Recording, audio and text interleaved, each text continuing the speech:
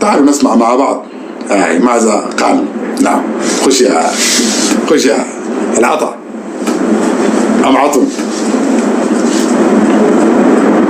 وكل أهلنا المساليب وما حاق بهم من ظلم ومن ظلم أخواننا في عموم دارفور وفي شمال كردفان وفي غرب كردفان وفي الخرطوم وفي الجزيرة.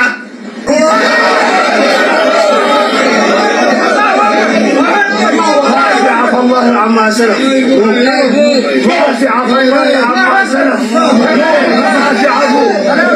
شالوا مننا الرحمة بأفعالهم القبيحة، شالوها وانتزعوها من قلوبنا. بس يا سيد البرهان، أخوكم البرهان، نحن نرسل له تحياتكم ونقول له مورال وأمن وجيش وشرطة ومقاومة شعبية. قالوا ليك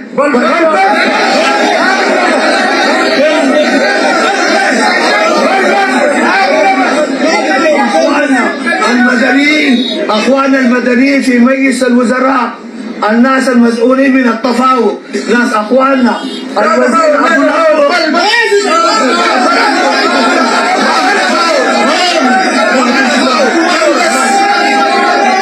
الشعب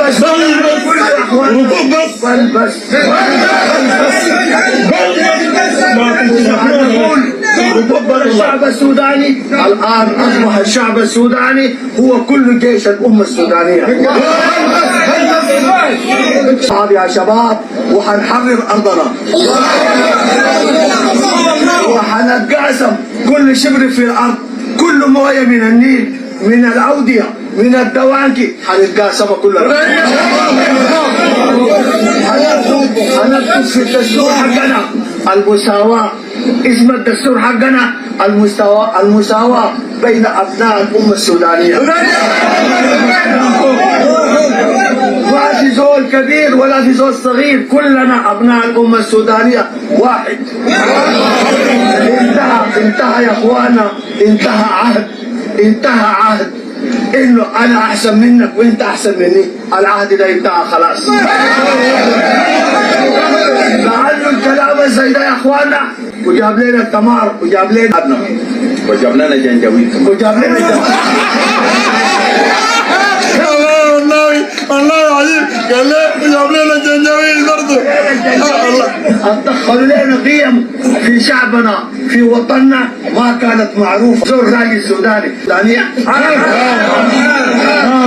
في زول يا شباب، في زول منكم تربيه في قطيع في انار. في زول بيجيب لي شباب سودانيين يقول لهم احفروا الحفره ويقعدوا فيها، يرميهم فيها ويقول لي اخوانهم ادفنوهم حيين.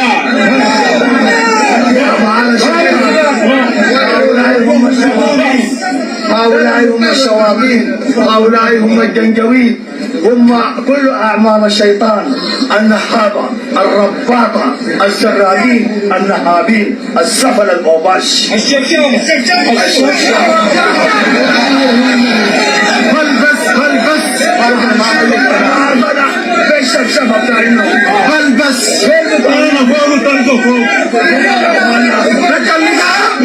نحن يا اخوانا القوات اخوانكم هناك جاهزين، حقت الجيش والامن جاهزه، وان شاء الله بكره او بعد بكره بالكثير الناس حتتحرك.